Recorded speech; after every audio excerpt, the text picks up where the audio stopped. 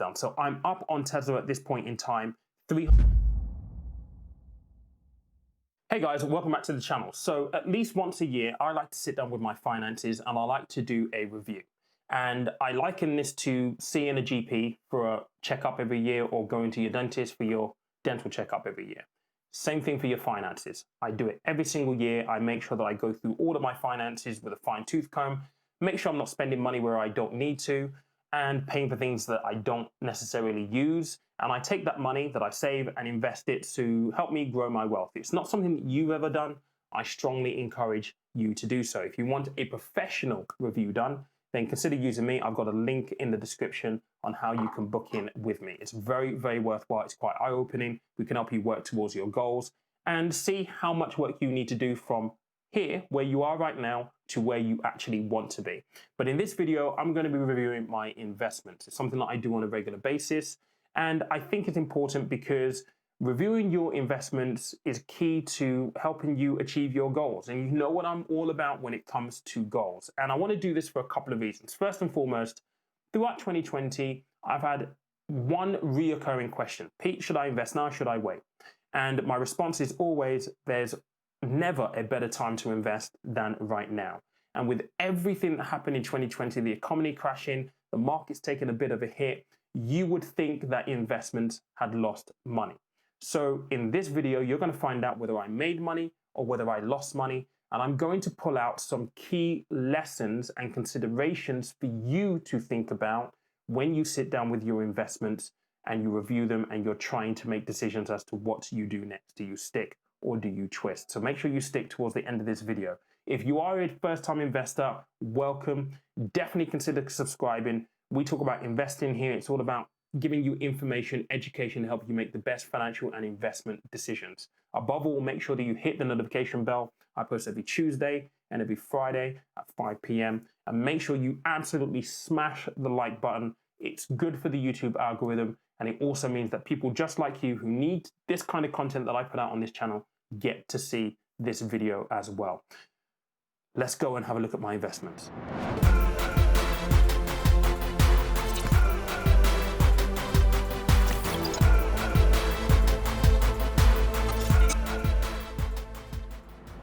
All right, so we're going to review 5 of my investments. We're going to review an LNG fund.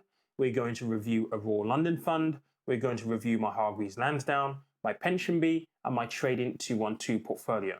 And in doing so, I'm just going to give you a few nuggets, things that I think about.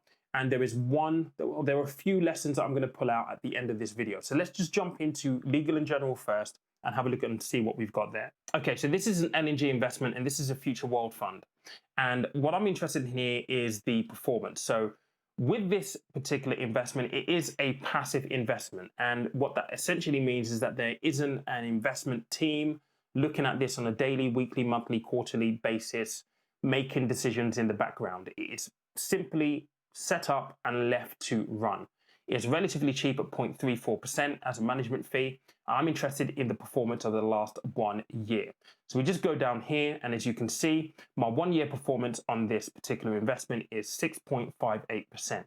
Now, if you ever have a look at any investment charts or performance charts, you're always going to see something called a benchmark. A benchmark is essentially a fund that is similar to the one that you're invested in. So for example, if I'm a medium risk or balanced investor and I have a 60% equity in the stock market, your benchmark will have a similar 60% exposure to the stock market. The companies that they're invested in may be different, but the general exposure that you have will be different. So with this one, I always, when I do my reviews, have a look at how it's done against the benchmark. Now, in this case, it's a little bit behind. I could do some analysis and actually ask questions as to why that is. But for this video, that will make it a little bit too long. But the main points to draw out is the performance for this year, 6.8%. You can also see what it's done over the 3-year period as well. So pretty good performance given the year that was 2020. So the next one we're going to have a look at is Royal London. And this is a small pension pot from a job that I took at the beginning of 2020 that I ended up getting made redundant from, which is how and why I'm here on YouTube full time now, giving this a go, trying to build a consultancy to help people on their financial journeys, essentially. So As you can see here, and Royal London don't make this easy to access the performance. I had to go to TrustNet for this. So this is the performance of my Royal London investment. And as you can see, well, it actually hasn't done well. It's actually flat at this point in time. It hasn't made money. It hasn't lost money. It's behind on the benchmark of 4.8%. And this is something that I'm going to talk about a bit later on, because if you are reviewing your investments and you find that one investment hasn't done as well as others, then there are some key questions that you need to ask. And I'm going to talk you through what my thought process is for this pot of money in the wider context of the investments that we're reviewing right now. So the next one we're going to have a look at is Pension B. Now, I've been with Pension B for probably just over a year, maybe a year and a half now. I consolidated some of my past pensions with them. Very, very simple in terms of the process. There is a link in the description to them. If you're looking at your old pensions, or you've worked in previous places and you just don't know what pension you have, all they essentially need is your name, the name of the employer when you worked there, and they pretty much do all of the rest for you. But I'm going to show you what the performance of my pension pot with Pension B is. It's relatively small, and it's a combination of maybe 2 pension pots that I held from previous roles many, many years ago. So let's go on to the performance figures here. And as you can see, this one has actually performed pretty well, actually. Almost double digits, 9.67%. So I've got one that has done 6.58%, one that has done 0, one that has done 9.67%. So the next one we're going to have a look at is Hargreaves Lansdown. That's where I hold some individual stocks. I hold Tesla and I hold Disney in here. Now, clearly, when it comes to Tesla, it's at a record high even today. I mean, today I'm shooting this on Thursday evening, and Tesla is absolutely killing it right now. So these numbers are going to be very, very handsome. Now, admittedly, I got into Tesla pretty late. I got in at $850 prior to the split. And since then, the growth has been absolutely phenomenal. But this is my portfolio. This is what it's done in Hargreaves Lansdown. So I'm up on Tesla at this point in time, 335%. 335.23%. I've also held some Disney in here, and that's up 44.04%. So these individual stocks have done extremely well this year. And that will beg the obvious question, and we will come to that in a moment, I promise. So the last one we're going to have a look at is Trading 212. And as you can see with my Trading 212 portfolio, I'm up 6.15%. I hold quite a few companies in here. To be honest, I actually need to do a little bit of a tidy up, because I hold some companies due to getting a free share from so many of you using my referral link, that I'm going to be doing a tidy up and actually moving some of these shares into companies that I would select myself. That will be a completely different video, so stay tuned to that one. So that's a review of my investments and how they've actually performed through 2020 up until today. There are some key lessons and some key thoughts that I want to pull out for the remainder of this video, and I'm going to do that by making a number of points. And the first one is this.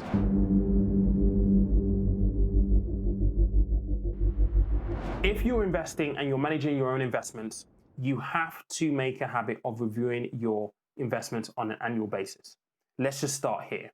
It is absolutely crucial. You have to treat this like your health. You have to treat this as though it needs to be monitored on a yearly basis. Some people, when I was advising, we would see twice a year, but yearly reviews at the very, very minimum are absolutely crucial, because you want to make sure that your investments are doing what they need to do in order for you to meet your goal. And I talk about goals on this channel all the time, and this is why. When you set an investment strategy, it is informed by your goal. Your investment strategy will dictate the kind of companies that you invest in, why you invest in the fund versus an individual stock, how much individual stock you hold versus funds.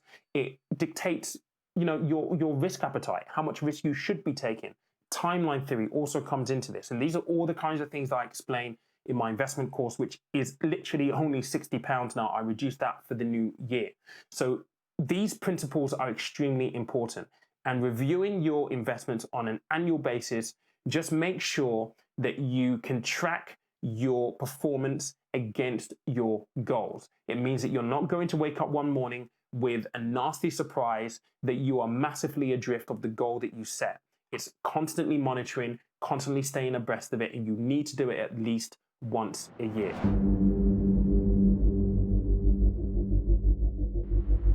Now, this is the clear and obvious question, right? Should I invest in individual stocks over and more than funds? And in my case, I've done very, very well because of Tesla. Tesla have really, really shot the lights out. Disney has also done very, very well at 44%. But it's really important to understand that if you are a first-time investor, I've been in this for 15 years. So when I choose Tesla and I choose Disney, there is a logic behind picking those companies. First and foremost, with Tesla, I drive a Model S. I have had a Model S for 5 years. I have been involved with understanding how the car works, the supercharging network, strategic advantages, the customer services, the inside news that we get as in the owners club for Tesla. I didn't buy Tesla stock because it was hype in the news. I bought it because I genuinely love the car. I love the product. I really, really believe in Elon. And for me, being part of what he wants to achieve in terms of moving the world away from fossil fuel vehicles into sustainable electric energy, and that sustainable could be debatable, that's another video, but moving the world from fossil fuels into using electric vehicles and accelerating that journey, I buy into that. And that's the reason why I bought Tesla. I've just happened to make quite a bit of money as a result of that. And when you're picking individual stocks, these things are really, really important. Yes, you can follow the news. Yes, you can follow the hype and buy stocks.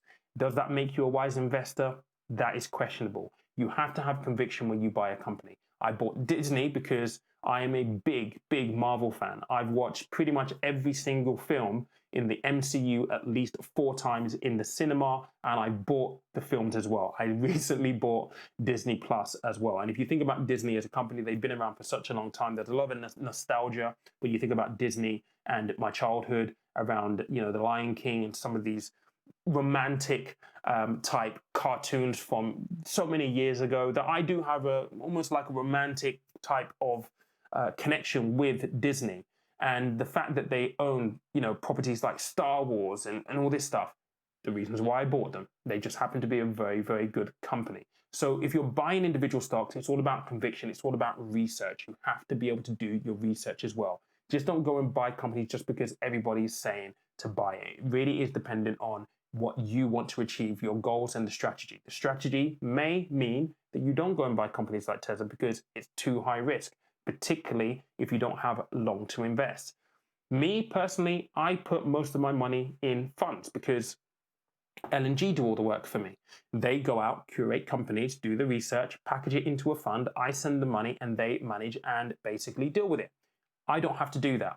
If you're busy with family, with career, with running a business, you probably won't have time to sit there, do research, make sure that your portfolio is rebalanced. If you're doing it properly, you won't have time for that. So for me personally, I'm quite a busy guy. I've been around for a long time. I would rather enlist the expertise of Legal & General, who have got massive research teams, stuff that I would never be able to, access information-wise and personnel-wise for these companies that they're investing in. And I'd rather have them do it. Does that mean you should copy my trade? Probably not, but it is, I would argue, a very, very good thing to consider and bear in mind on your journey. Picking individual stocks is not easy. You have to know what you're doing. You have to have reason and conviction behind what you're doing. And above all, it has to basically get you towards your goal. It has to be part of your strategy. It has to fit within your strategy. This isn't putting a square peg in a round hole. You have to find the right strategy to get you to your goals.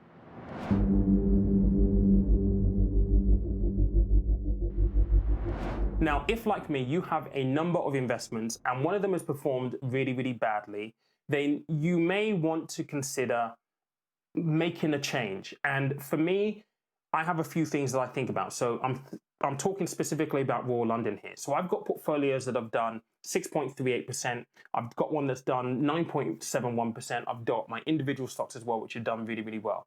In this instance, Royal London is the outlier, having done 0. It is flat. Now, you may find this as you continue in your investment journey. The question is, what do you do? What are some key considerations? So this is my thought process that I'm going to share with you guys, and maybe you can use this or bear this in mind if you ever face this situation. I have 5 investments, 4 of which have done really, really well, one of them which has done absolutely nothing. I'm going to move this investment away from Royal London. And I'm going to do that because of the following reasons. First and foremost, all of the other investments have increased in value. Now, that would be very, very different if all of them had performed at, say, 1%, 0.5%. But being the outlier, I've got one at 6.5%, one at 9%. There is something fundamentally wrong with the management within that. And these are the things that you need to bear in mind. So if you ever do a review of your investments and you find that one of them is underperforming, you need to examine and ask the question why in the context of what's happened broadly. So in the context of what happened last year with the market crash and COVID, how have they performed against your other investments? If there is a massive difference, then that may be reason for you to move. In my case, I'm going to be moving this investment away from Royal London because they are huge outliers in this case, and I'm investing to get a return. If everyone else was around about the same, then I wouldn't bother. But in the context of what's happened, I'm going to move this investment. So just a couple of things for you to think about there.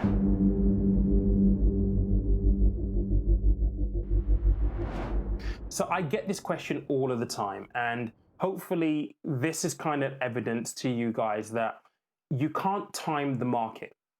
Just get involved. You cannot expect to be on the sidelines and to take part in the victory parade when you win something or when everybody else wins. You're not John Terry. You're not pulling a John Terry here, guys. So it's really, really important that if you want to benefit from market returns and markets doing well, you have to get involved.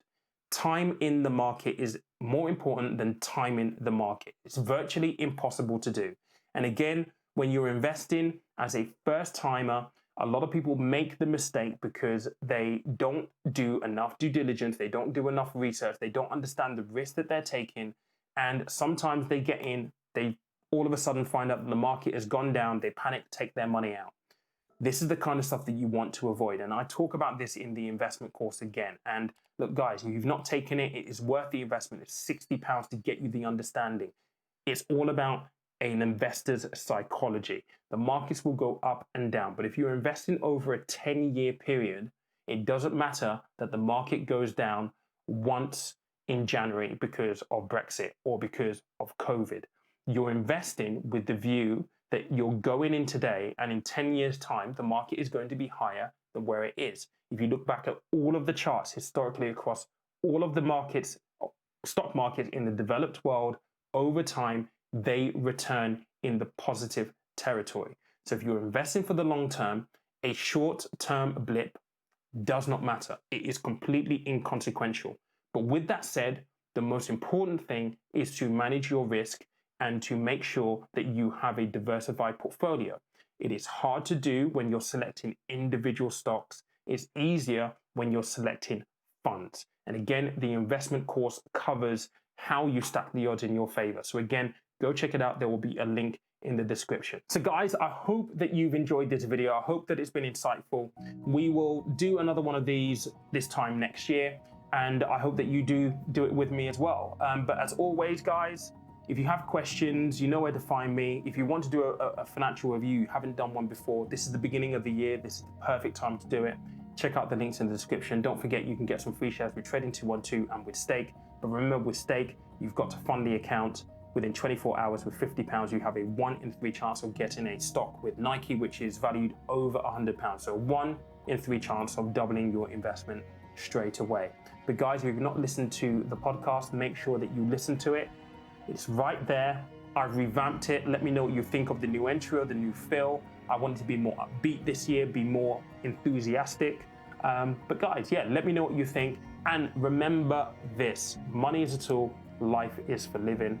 I will catch you on Monday, where I will be announcing the 5 people who have won access to me for some coaching and some consultations. Catch you later. Have a good weekend.